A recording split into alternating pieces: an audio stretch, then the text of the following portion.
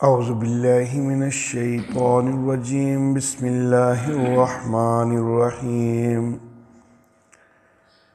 یا بنی آدم قد انزلنا علیکم لباسا یواری سوآتکم وریشا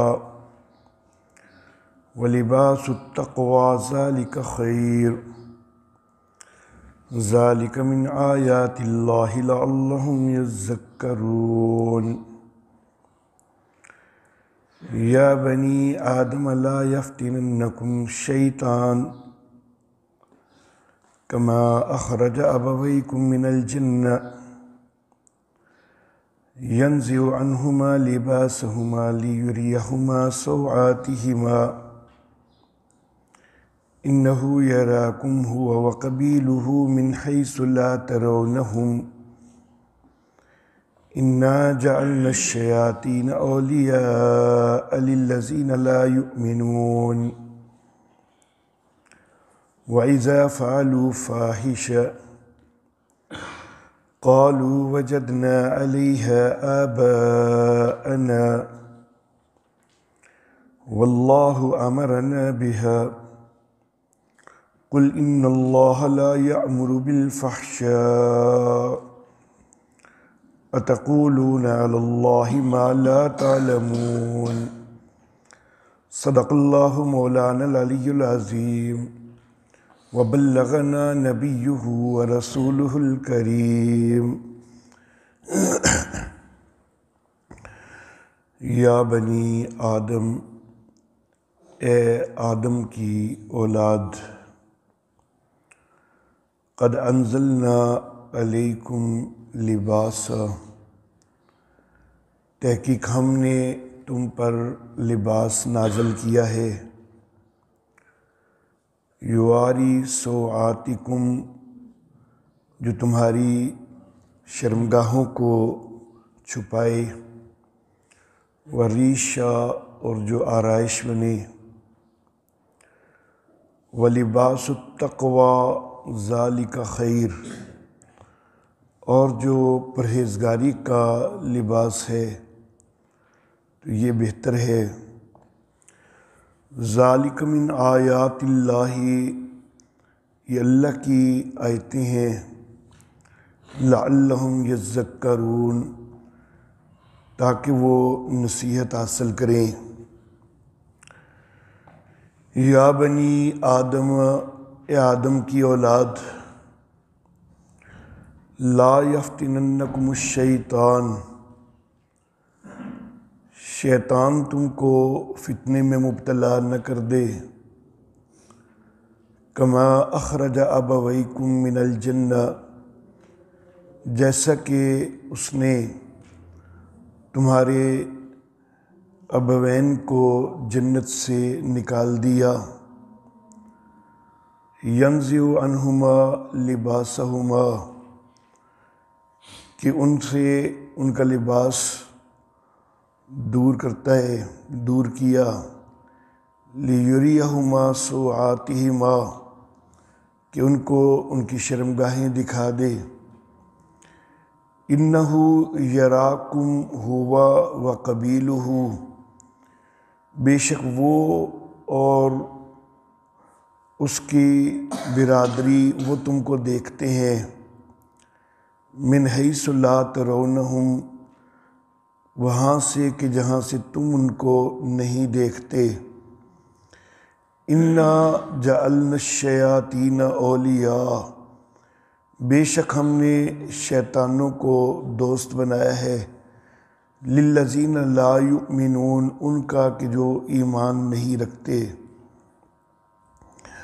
وَإِذَا فَعَلُوا فَاحِشَةً، اور جب وہ کسی بے حیائی کا ارتکاب کرتے ہیں، قَالُوا وَجَدْنَا عَلَيْهَا آبَاءَنَا، تو کہنے لگتے ہیں کہ ہم نے اپنے آبا کو اسی پر پایا ہے، وَاللَّهُ أَمَرَنَا بِهَا، اور اللہ نے ہمیں اس کا حکم دیا ہے، قُلْ، تو کہہ، ان اللہ لا یأمر بالفحشاء، بے شک اللہ تو بے حیائی کا حکم نہیں دیتا، اتقولون علی اللہ ما لا تعلمون، کیا تم اللہ کے ذمہ وہ باتیں لگاتے ہو جو تم جانتے نہیں ہو۔ محترم احباب، سورہ مبارکہ کا جب میں نے خلاصہ ذکر کیا تھا تو ربط اور خلاصہ ذکر کرتے ہوئے میں نے یہ بات عرض کی تھی کہ اس سے پہلے جو سورۃ الانعام ہے اس کے اندر کچھ تحریمات خود ساختہ کو ذکر کیا گیا ہے۔ سورۃ المائدہ اور سورۃ الانعام کے اندر نفی شرک فعلی کا مضمون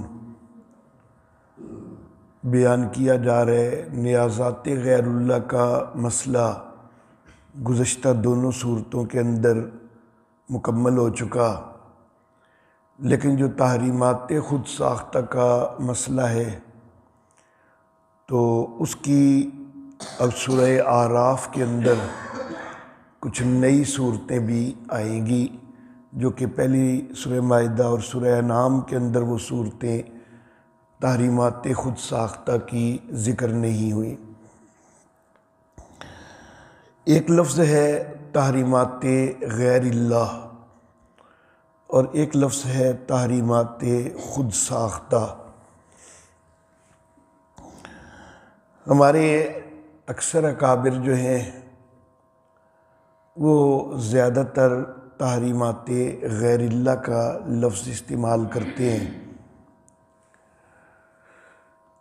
لیکن میرے نانا محترم شمس المحدثین حضرت قاضی شمس الدین رحمہ اللہ تعالی وہ تحریمات غیر اللہ کی بجائے تحریمات خود ساختہ کا لفظ زیادہ استعمال کرتے تھے۔ اگرچہ تحریمات غیر اللہ کا لفظ بھی استعمال کرتے تھے، لیکن تحریمات خود ساختہ کا لفظ ہمارے باقی اکابر کی نسبت حضرت قاضی شمس الدین رحمہ اللہ زیادہ استعمال کرتے تھے۔ باقی اکابر بھی دونوں لفظ استعمال کرتے تھے، حضرت شیخ القرآن مولانا غلام اللہ خان رحمہ اللہ اور دیگر جو حضرت حسین علی رحمہ اللہ کے شاگرد ہیں، تو دونوں لفظ ہی اگرچہ رائج رہے، دونوں استعمال کرتے رہے ہمارے اکابر، لیکن حضرت شمس المحدثین قاضی شمس الدین رحمہ اللہ وہ تحریمات خود ساختہ کا لفظ زیادہ استعمال کرتے تھے۔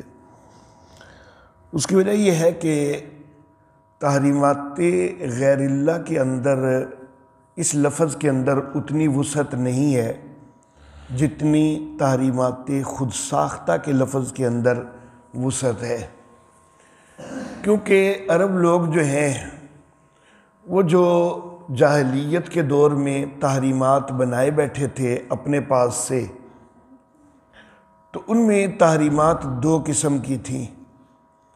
ایک وہ تحریمات تھیں کہ جو اپنے اولیاء کے نام پر، پیروں کے نام پر، بزرگوں کے نام پر بنائی جاتی کہ جی فلاں گائے جو ہے یہ فلاں پیر صاحب کے نام کی چھوڑی ہوئی ہے، تو اب اس گائے کا استعمال کرنا جائز نہیں، یہ ہمارے لیے حرام ہو گئی ہے۔ فلاں بکری جو ہے یہ پیر صاحب کے نام کی، فلاں بزرگ کے نام کی چھوڑی ہوئی ہے، اب اس کا دودھ دونا یہ جائز نہیں۔ تو اس طرح کے کئی جانور وغیرہ وہ غیر اللہ کے نام پر چھوڑ دیتے تھے اور کہتے تھے کہ ان کا استعمال کرنا حرام ہے، حالانکہ حلت اور حرمت کا اختیار تو صرف اللہ رب العزت کے پاس ہے، اور اللہ رب العزت نے جو تحریمات بنائی ہیں ان کا لحاظ ہونا چاہیے، اپنے پاس سے تحریمات نہیں بنائی جانی چاہیے۔ لیکن وہ تحریمات بناتے تھے تو کچھ تحریمات وہ تھیں کہ جو وہ غیر اللہ کے نام کی بناتے تھے، لیکن کچھ تحریمات ایسی بھی تھیں کہ وہ اللہ سے ہٹ کر وہ تحریمات تو بناتے تھے، لیکن ان تحریمات میں غیر اللہ کی بندگی مقصود نہیں ہوتی تھی۔ وہ غیر اللہ کے لیے وہ تحریمات نہیں کرتے تھے، وہ اس کی وجوہات کچھ اور ہوا کرتی تھی۔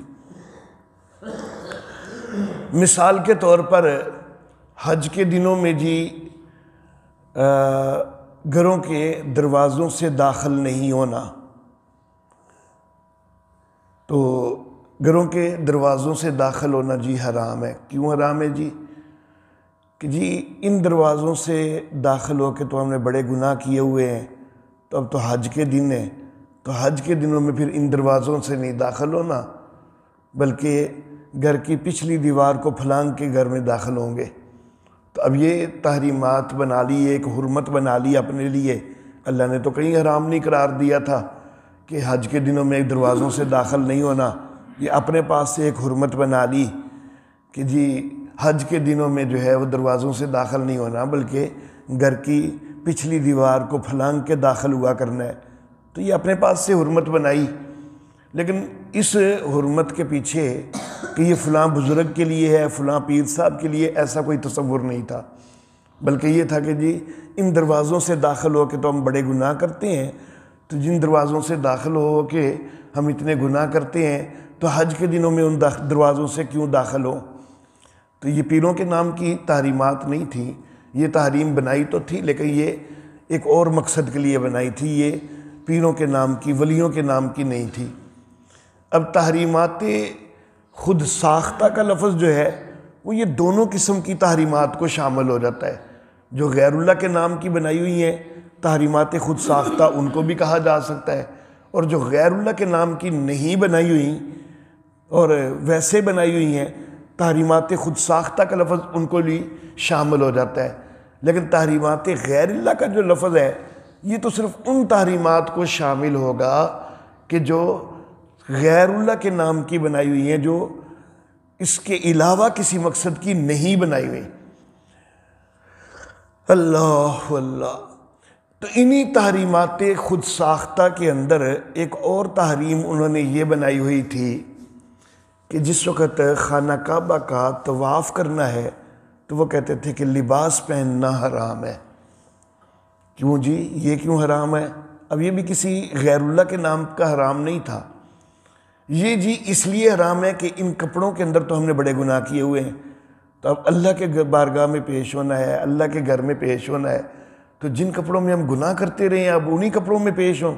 نہیں، ہم ننگے پیش ہوں گے۔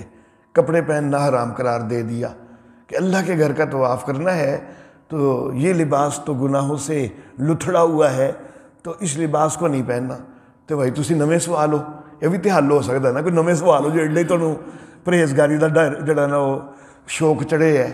اب پرہیزگاری کا شوق یہ چڑھ گیا ہے کہ کپڑے اتار دو، اس کا یہ بھی تو طریقہ ہو سکتا تھا کہ چلو جی پرانے کپڑے نو چھڑ دیو جنہیں گناہ کیتے نے، نویں سوال ہو، لیکن نہیں جی لباس ہی چھوڑ دو۔ انا للہ و انا الیہ راجعون، بڑا الٹا سکھایا تمہاری پرہیزگاری نے تمہیں۔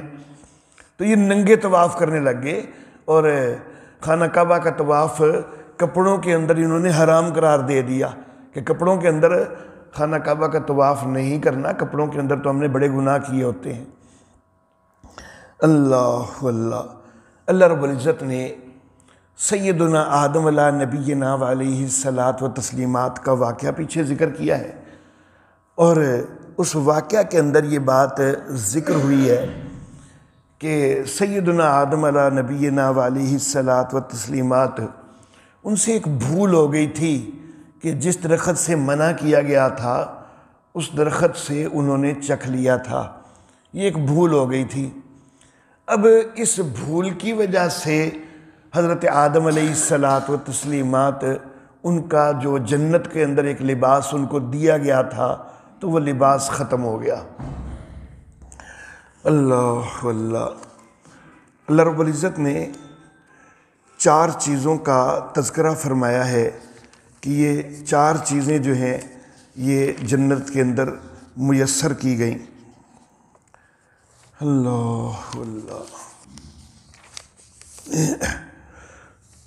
صفحہ نمبر 289 ہے، 289 سورہ طٰہٰ ہے۔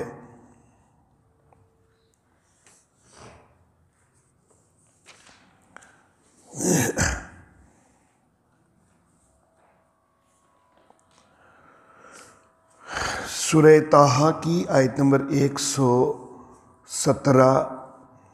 فَقُلْنَا یا آدم، ہم نے کہا کہ اے آدم، اِنَّ هَٰذَا عَدُوٌّ لَكَ وَلِزَوْجِكَ، یہ شیطان جو ہے یہ آپ کا بھی دشمن ہے اور آپ کی بیوی کا بھی دشمن ہے۔ فَلَا يُخْرِجَنَّكُمَا مِنَ الْجَنَّةِ، یہ تم کو جنت سے نکالنے نہ پائے۔ فَتَشْقَىٰ، پھر تو آپ مشقت میں پڑ جائیں گے۔ اگر جنت میں سے نکال دیے گئے تو آپ مشقت میں پڑ جائیں گے۔ آگے اللہ رب العزت نے اس جنت کے اندر 4 چیزوں کا تذکرہ کیا ہے۔ اِنَّ لَكَ أَلَّا تَجُوعَ فِيهَا، اس جنت کے اندر آپ کے لیے ایک سہولت یہ کہ آپ کو بھوک نہیں لگے گی۔ وَلَا تَعْرَىٰ، اور دوسرا یہ کہ آپ عریاں نہیں ہوں گے، ننگے نہیں ہوں گے، آپ کو ایک لباس میسر رہے گا۔ وَأَنَّكَ لَا تَظْمَأُ فِيهَا، اور تیسری چیز یہ کہ اس کے اندر آپ کو پیاس بھی نہیں لگے گی۔ وَلَا تَضْحَىٰ، اور آپ چوتھی چیز یہ کہ آپ کو دھوپ بھی نہیں ستائے گی۔ تو یہ 4 سہولیات کا اللہ رب العزت نے تذکرہ فرمایا کہ بھوک بھی نہیں، پیاس بھی نہیں، کھانا بھی میسر ہے، پینا بھی میسر ہے، اور عریاں بھی نہیں ہوں گے، لباس بھی میسر ہے، اور ٹھکانہ بھی میسر ہے، کوئی دھوپ وغیرہ کی اذیتیں بھی برداشت نہیں کرنی ہوں گی۔ تو یہ 4 چیزیں، یہ 4 تحفے اللہ رب العزت کی طرف سے جنت کے اندر عطا کیے گئے۔ جس وقت بھول ہو گئی، اللہ رب العزت نے یہاں اسی سورہ طٰہٰ کے اندر اسی صفحہ 289 میں آیت نمبر 115 کے اندر یہ لفظ استعمال فرمائے ہیں کہ وَلَقَدْ عَهِدْنَا إِلَىٰ آدَمَ مِن قَبْلُ، ہم نے اس سے پہلے آدم علیہ السلام سے ایک عہد لیا تھا۔ فَنَسِيَ، تو آدم بھول گئے تھے، ان سے بھول ہوئی ہے۔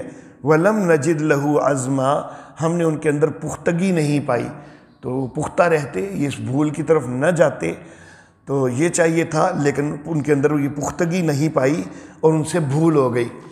تو جب یہ بھول ہو گئی کہ درخت کو جس درخت سے منع کیا گیا تھا اس سے آدم علیہ الصلاۃ و تسلیمات نے بھی چکھ لیا اور حضرت حوا رضی اللہ تعالیٰ عنہا نے بھی چکھ لیا، تو فوری جو پہلا نتیجہ سامنے آیا تو وہ یہ نتیجہ سامنے آیا کہ وہ جو 4 سہولتیں تھیں ان میں سے لباس والی سہولت فوری ختم ہو گئی۔ باقی 3 سہولتیں جو ہیں وہ جس وقت اللہ رب العزت نے جنت سے زمین پر نکال دیا ہے تو پھر وہ جنت کا کھانا بھی ختم ہو گیا، جنت کا پینا بھی ختم ہو گیا، جنت کا ٹھکانہ بھی ختم ہو گیا۔ باقی 3 سہولتیں وہ تھوڑی دیر بعد ختم ہوئی ہیں، لیکن جو فوری ختم ہوئی ہے وہ یہ ختم ہوئی ہے کہ لباس جو ہے وہ جنت میں رہتے ہوئے بھی ختم کر دیا گیا۔ کھانا جنت کے اندر رہتے ہوئے ختم نہیں ہوا، پینا جنت کے اندر جتنی دیر رہے ہیں ختم نہیں ہوا، وہ جب جنت سے نکال دیے گئے تو جنت کا کھانا پینا ٹھکانہ وہ 3 چیزیں ختم ہوئی ہیں، لیکن لباس تو فوراً ختم ہو گیا جو ہی پھل کو چکھا۔ اللہ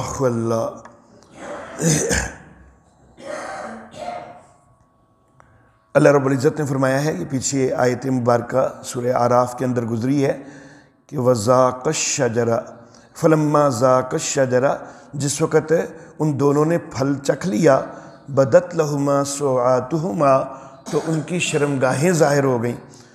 وَاتَّفِقَا يَخْصِفَانِ عَلَيْهِمَا مِن وَرَقِ الْجَنَّةِ، اور اپنے اوپر جنت کے کپڑے لپیٹنے لگے، جنت کے پتے لپیٹنے لگے۔ گزشتہ درس میں نے عرض کیا تھا کہ خیال یہ ہے کہ یہ انجیر کا درخت تھا کہ جس کے پتوں سے اپنے آپ کو لپیٹ رہے تھے۔ تو بہرحال تو اللہ رب العزت نے سورہ اعراف کے اندر پہلے یہ واقعہ ذکر کیا اور اللہ رب العزت نے واضح فرمایا کہ وہ جو لباس ہٹا تھا تو وہ حضرت آدم علیہ الصلاۃ و تسلیمات سے ایک بھول ہوئی تھی، اور اس بھول کا نتیجہ یہ سامنے آیا تھا کہ لباس ہٹا تھا۔ تو لیکن اللہ رب العزت نے تمہیں خود سے لباس ہٹانے کے حکم نہیں دیے ہیں، بلکہ لباس کو استعمال کرنے کا حکم دیا ہے، پہننے کا حکم دیا ہے، ستر ڈھانکنے کا حکم دیا ہے۔ تو تم نے خود سے لباس کیوں اتارنے شروع کر دیے؟ وہ جو ایک لباس اترا تھا تو وہ ایک بھول کی وجہ سے تھا، لیکن تم اب یہ کہنا شروع ہو گئے ہو کہ ان کپڑوں کے اندر ہم نے گناہ کیے ہیں تو اب لباس کو بالکل اتار دو، تو اس کی کوئی حیثیت نہیں ہے، یہ اللہ کا کوئی حکم نہیں ہے۔ یا بنی آدم، اے بنو آدم، اے آدم کی اولاد، ہم نے تمہارے لیے لباس نازل کیا ہے۔ اللہ اللہ، یہ نازل کرنا جو ہے، اب یہ تو نہیں ہے کہ ہمارے کپڑے آسمانوں سے اترتے ہیں، یہ تو نہیں ہے، یعنی اللہ رب العزت نے تم کو وہ مادہ بھی دیا ہے جس سے تم لباس تیار کرتے ہو۔ یہ کپڑا وغیرہ جس چیز سے تیار کرتے ہو وہ ساری چیزیں اللہ رب العزت نے وہ تمہیں مہیا کی ہیں، اور تم کو وہ ذہنی صلاحیتیں بھی مہیا کی ہیں کہ جن کے ساتھ تم لباس بناتے ہو۔ تم کو یہ طریقہ بھی اللہ رب العزت نے جو ہے وہ بتلایا ہے۔ تو یہ ہے نازل کرنا، یہ نہیں کہ آسمان سے کپڑے جو ہے وہ اتر رہے ہیں کوئی ہمارے اوپر۔ تو ہم نے لباس نازل کیا تاکہ جو وہ تمہاری شرمگاہوں کو ڈھانکنے کا جو ہے وہ ذریعہ بنتا ہے، اور وہ زینت اور آرائش کا ذریعہ بھی بنتا ہے، اور جو تقوی والا لباس ہے تو وہی بہتر ہے۔ تو تم نے لباس کو ترک کرنا کیوں شروع کر دیا؟ ایک تو یہ ظاہری جسم کے اوپر بھی لباس ہونا چاہیے، اور دوسرا تقوی والا لباس بھی اختیار کرنا چاہیے کہ اپنے اندر بھی پاکیزگی پیدا کرنی چاہیے۔ ذالک من آیات اللہ، یہ اللہ کی آیتوں میں سے ہے، یہ اللہ کے احکام میں سے ہے، لعلہم یذکرون، تاکہ وہ نصیحت حاصل کریں۔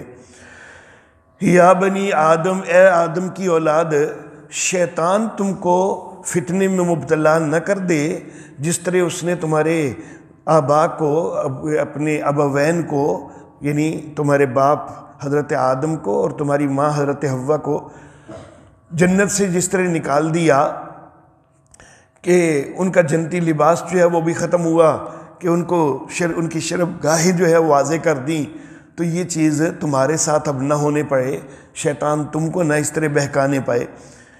شیطان جو ہے یہ دشمن ہے تمہارا، جیسا کہ قرآن حکیم کے اندر کئی مقامات پر جو ہے وہ ذکر کیا گیا۔ ابھی میں نے سورہ طٰہٰ کی آیت جو ہے وہ تلاوت کی ہے، تو اس میں بھی شیطان کو انسان کا دشمن قرار دیا گیا۔ اب دشمن جو ہیں وہ دو طرح کے ہوتے ہیں۔ ایک وہ دشمن ہوتے ہیں جو سامنے آ کے وار کیا کرتے ہیں، اور ایک دشمن وہ ہوتے ہیں کہ جو چھپ کے وار کیا کرتے ہیں۔ جو دشمن سامنے آ کے وار کر رہا ہو نا، تو انسان اس سے کچھ نہ کچھ اپنے بچاؤ اور تحفظ کے لیے کوئی نہ کوئی ہاتھ پیر خود بھی مار لیتا ہے، کوئی نہ کوئی کوشش کر لیتا ہے۔ لیکن جس کے وار کا پتہ ہی نہ چل رہا ہو، وہ بالکل پوشیدہ جو ہے وار کر رہا ہو، تو وہاں بس یہ ایک ہی ہوتا ہے کہ اللہ کی پناہ چاہی جا سکتی ہے، اور تو اس کے وار سے بچنے کا ذریعہ نہیں ہوتا۔ ہمیں تو پتہ ہی کوئی نہیں کہ کب وار ہو رہا ہے، کہاں سے وار ہو رہا ہے۔ تو اللہ کہتے ہیں کہ شیطان تمہارا ایسا دشمن ہے کہ وہ اور اس کی جو اس برادری ہے، اس کا جو قبیلہ ہے، وہ وہاں سے تم کو دیکھتے ہیں جہاں سے تم ان کو نہیں دیکھتے۔ یعنی جنات، شیاطین، وہ تمہارے اوپر وار کرتے ہیں، وہ تم کو دیکھ رہے ہوتے ہیں، لیکن تمہیں تو وہ نظر نہیں آتے ہیں۔ اب یہ کہ من حیث لا ترونہم، کہ جہاں سے تم ان کو نہیں دیکھ رہے، اس کا یہ مطلب نہیں کہ کوئی انسان کبھی بھی کسی جن کو دیکھ ہی نہیں سکتا، یہ مطلب نہیں ہے۔ مجموعی بات کی جا رہی ہے کہ عموماً یہ چیز ہے کہ جنات انسانوں کو دیکھتے ہیں، انسان جنوں کو نہیں دیکھتے، یہ ایک عمومی بات کی جا رہی ہے۔ اس کا یہ مطلب نہیں ہے کہ کبھی بھی کوئی جن جو ہے وہ اس کو ہم انسان دیکھ ہی نہیں سکتا، ایسا نہیں ہے۔ کئی دفعہ کئی جنات جو ہیں وہ سامنے بھی آ جایا کرتے ہیں۔ خود نبی اکرم صلی اللہ علیہ وآلہ وسلم، آپ نے ایک جن کو باقاعدہ جو ہے وہ قابو بھی کیا، اور لیکن پھر اس کو چھوڑ دیا۔ حضرت میرے آقا صلی اللہ علیہ وآلہ وسلم نے فرمایا کہ میں نے اس کو پکڑ لیا تھا، لیکن پھر میں نے یہ خیال کیا کہ حضرت سلیمان علیہ الصلاۃ والتسلیمات نے ایک دعا کی تھی کہ یا اللہ مجھے ایسی حکومت دینا، ایسی بادشاہت دینا کہ جو میرے بعد کسی کو عطا نہ ہو۔ تو ان کی بادشاہت وہ جنات کے اوپر بھی تھی۔ تو جس وقت میں نے جن کے اوپر قابو پا لیا، میں نے اس کو پکڑ لیا، پھر مجھے خیال آیا کہ وہ سلیمان علیہ السلام کی جو دعا ہے اس کی لاج رکھنے کا تقاضا یہ ہے کہ میں اس کو اپنے قابو میں نہ رکھوں۔ یہ حضرت سلیمان علیہ السلام نے جو ہے یہ اللہ سے دعا مانگی تھی، اور ان کو قابو دیا گیا تھا جنوں پر۔ تو میں نے ان کی دعا کی لاج رکھی اور میں نے اس کو چھوڑ دیا۔ تو نبی اکرم صلی اللہ علیہ وآلہ وسلم نے بھی دیکھا ہے، سلیمان علیہ الصلوۃ والتسلیمات، تو انہوں نے بھی جنات کو دیکھا ہے، اور کئی انسانوں کے سامنے جو ہے وہ جنات بعض اوقات آ جایا کرتے ہیں۔ اللہ اللہ۔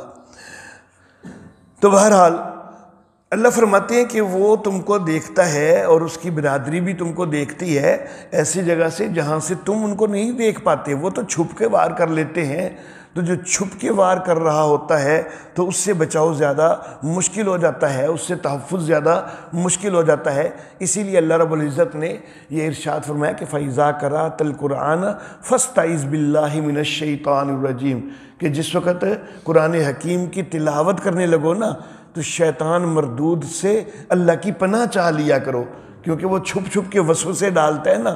جب تم تلاوت بھی کر رہے ہوگے تو اس نے وسوسے ڈالنے ہیں، اس نے کوئی نہ کوئی الٹے خیالات ڈالنے ہیں کہ چھوڑ یار اب بڑی ہو گئی تلاوت، اٹھ کے چلیے درس سننے پہ، چلو یار ان روز کی سننا ہے، ایک دن سن لیا تو بڑا ہے۔ تو یہ شیطان اس طرح کے وسوسوں میں تو مبتلا کرتا ہی کرتا ہے۔ تو تم جس وقت قرآن حکیم کی تلاوت کرنے لگو تو شیطان مردود کے شر سے اللہ کی پناہ چاہ لیا کرو، کیونکہ انسان جو ہیں وہ بھی دشمن ہوتے ہیں، لیکن وہ ہمارے سامنے حملہ آور ہوتے ہیں نا، تو ان سے ہم کوئی نہ کوئی تحفظ خود کرنے کے لیے ہاتھ پیر مار لیتے ہیں۔ لیکن جو شیاطین جنات ہیں وہ جس کو وار کر رہے ہیں تو وہ تو ہمیں نظر بھی نہیں آ رہے ہیں۔ اللہ اللہ۔ اِنَّا جَعَلْنَا الشَّيَاطِينَ أَوْلِيَاءَ لِلَّذِينَ لَا يُؤْمِنُونَ، ہم نے شیطانوں کو ان کا دوست بنایا ہے کہ جو ایمان نہیں رکھتے۔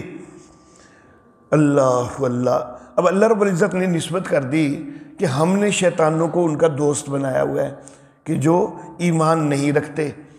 تو اب پھر سوال پیدا ہو جائے گا کہ اللہ نے جب ان شیطانوں کو ان کا دوست بنا دیا ہے تو پھر انہیں شیطانہ والی کام ہی کرنے نے، وہ دیچ انہاں بیچاریاں دا پھر کی قصور ہے؟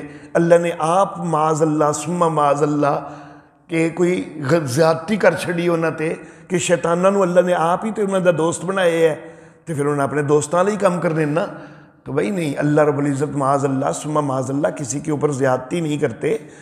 یہ جو شیطانوں کو ان کا دوست بنایا ہے اللہ نے، تو یہ اس لیے کہ اصل میں انہوں نے خود شیطانوں کی دوستی کو اختیار کیا، تو اللہ نے کہا چلو پھر جڑا تسی اختیار کر دے ہو تو پھر وہی مبارک ہوئے۔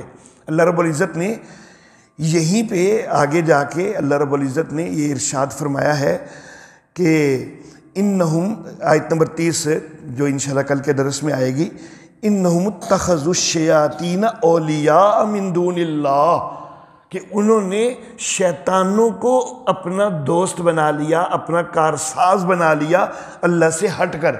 تو یہ ان کا پہلے اصل میں قصور ہے کہ انہوں نے شیاطین کو اپنا دوست بنایا، اللہ کی دوستی کو پیچھے ڈال دیا، شیاطین کی دوستی کو آگے کر لیا۔ تو اللہ نے فرمایا کہ جب تم مجھے پیچھے ڈال کے تم میری شیطانوں کی دوستی میں آگے بڑھ رہے ہو نا، چلو پھر تواڈے شیطان ہی دوست ہون گے۔ تو پھر شیطانوں کو ان کے اوپر مسلط کر دیا گیا۔ یہ نہیں کہ ابتداء سے ہی اللہ شیطانوں کو کسی کے اوپر مسلط کر دیتے ہیں کہ بس شیطان جو ہے وہ ان کو بہکاتے رہیں، نہیں، خود پہلے بندے کا اپنا کرتوت ہوتا ہے، اپنا قصور ہوتا ہے، تو پھر شیطانوں کو ان کے اوپر مسلط کیا جاتا ہے۔ تو ہم نے شیطانوں کو اولیاء بنایا ان کا، کیونکہ اصل میں وہ خود شیطانوں کی ہی دوستی چاہ رہے تھے، وہ کام ہی ایسے کر رہے تھے، حرکتیں ہی ایسی کر رہے تھے کہ وہ اللہ کی دوستی کو پسے پوچھ ڈال رہے تھے۔ اگر وہ اللہ کو دوست بناتے تو وہ اللہ کے حکموں پر عمل کرتے نا، لیکن وہ اللہ کے حکموں پہ نہیں چل رہے تھے، وہ شیطانوں کے حکموں پہ چل رہے تھے، انہی کی دوستی نبھا رہے تھے، تو پھر ہم نے انہی کے سپرد کر دیا کہ جاؤ پھر یہی تمہارے دوست ہیں۔ اللہ اللہ۔ تو ہم نے شیطانوں کو دوست بنا دیا ان کا کہ جو ایمان نہیں رکھتے۔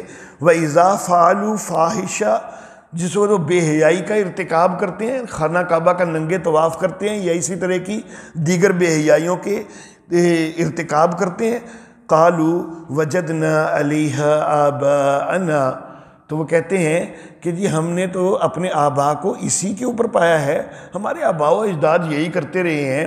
اور دوسرا پھر وہ یہ الزام لگانے لگ جاتے ہیں کہ واللہ امرنا بہا، اللہ نے ہم کو اس کا حکم دیا ہے۔ ہمارے آباء و اجداد بھی اس لیے کرتے رہے ہیں کہ اللہ نے یہ حکم دیا ہوا ہے کہ لباس اتار کے ننگے طواف کرو، حالانکہ اللہ نے تو ایسا حکم کبھی بھی نہیں دیا ہے۔